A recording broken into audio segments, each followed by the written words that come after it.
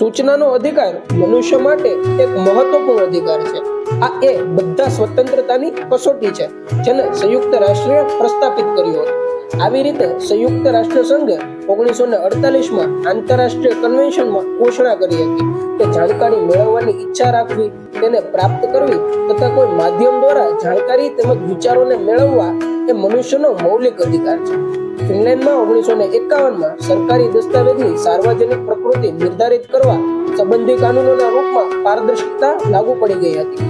Canada, America, France, New Zealand, Australia જેવા દેશોએ સંયુક્ત રાષ્ટ્ર સંઘની ભાવનાઓના અનુરૂપ સૂચના અધિકાર સંબંધી કાનૂન બનાવ્યો હતો. જોકે આમાં ઘણા બધા પ્રકારના નિબંધન અપવાદ પણ જોવા મળ્યા હતા. આમ છતાં પણ પૂરી દુનિયામાં સૂચના અધિકારની એક લહેર ચાલી પડી હતી. બ્રિટનમાં પોતાના 100 વર્ષ જૂના ગોપનીયતા કાનૂનનું સંશોધન કર્યું હતું, જેણે 1982માં તે સંશોધનની મદદથી સૂચના અધિકાર લાગુ કર્યો હતો, જેમાં કેનેડાના નાગરિક તથા સ્થાયી નાગરિકોએ સરકારી સૂચના મેળવવાનો અધિકાર આપવામાં આવ્યો હતો. જેમાં ન્યાયાલય, વાણિજ્યના દસ્તાવેજને બાદ કરતા સંઘીય સરકારની બધી સંશોધન સંસ્થાઓ લાગુ પાડી દેવામાં આવી હતી. અમેરિકાએ પણ પ્રસ્થાપન પ્રણાલી અધિનિયમ 1946 ધારા 3ના સંશોધન રૂપમાં સૂચનાની સ્વતંત્રતા અધિનિયમ 1967માં લાગુ પાડી દીધો હતો, જેમાં ફ્રીડમ ઓફ ઇન્ફોર્મેશન એક્ટમાં પારદર્શિતાનો જબરદસ્ત માહોલ બન્યો હતો. આ કાનૂનમાં સંઘીય સરકારના દસ્તાવેજ પણ નાગરિક સુધી પહોંચી શકે છે, જેમણે આ વેતને ખૂબ જ સામાન્ય બનાવી દીધી હતી અને ગોપનીયતા માત્ર આશીર્વાદ જેવી રહી ગઈ હતી. આ અધિનિયમ મુજબ માત્ર 9 અપવાદના અધિકાર પર નાગરિકને કોઈ સૂચનાથી વંચિત રાખી શકાતા. અમેરિકાએ સ્વતંત્ર સૂચના અધિનિયમ 1974ના સૂચના આપવાની જવાબદારી શાસન પર હતી.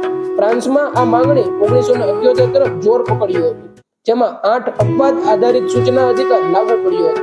ઓસ્ટ્રેલિયામાં 1982માં ફ્રીડમ ઓફ ઇન્ફોર્મેશન એક્ટ એટલે કે સૂચના અધિકાર લાગુ પાડી દેવામાં આવ્યો હતો, જેમાં સંઘીય સરકારની નીચે કેટલીક એજન્સી લાગુ પાડી દેવામાં આવી હતી, જેમાં રાજધાનીય ક્ષેત્ર સ્પષ્ટ કરવામાં આવ્યો હતો. આ અધિકાર દ્વારા સામાન્ય વ્યક્તિએ માહિતી પ્રાપ્ત કરવાનો અવસર મળતો હતો, જે મંત્રીઓ, વિભાગો અને પ્રધાનોને નીચે સુધી આવેલા દસ્તાવેજ બધા જ જાણી શકાય છે. અહીં અપવાદમાં માત્ર ખૂબ જ જરૂરી અને નિજી મામલા જ ગણાય છે. ન્યુઝીલેન્ડે ઓફિશિયલ એક્ટ ઓફ ઇન્ફોર્મેશન 1982 બનાવ્યો હતો.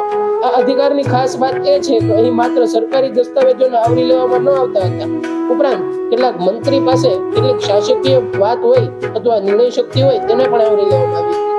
અહીં કોઈ મોજીકી પરિસ્થિતિ કે કોઈ નિજીની ગણતરીને લીધે તે લોકો તેને ના પાડી શકતા હતા. આ કાનૂનની અપવાદ સૂચનામાં આપવામાં આવતી ન હતી.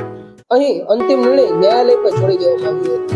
અહીં સૂચના પર ઇનકાર કરવામાં પણ તમારે કોર્ટમાં અપીલ કરવાની હતી અને એમની પરવાનગી લેવાની હતી.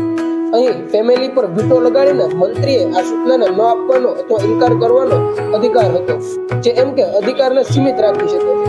સંયુક્ત રાષ્ટ્ર સંઘના મહાસચિવે સૂચનાની તાકાત આપી હતી કે આ શબ્દોમાં તેને અભિવ્યક્તિ કર્યો હતો: સૂચનાની વ્યાપક લોકતાંત્રિક શક્તિને અમે પરિવર્તન અને નિર્ધારિત ઉન્મુખથી સંપૂર્ણ અવસર કેટલાક રૂપમાં મળી રહ્યા છે, જેની આપણે આજે કલ્પના પણ ના કરી શકીએ.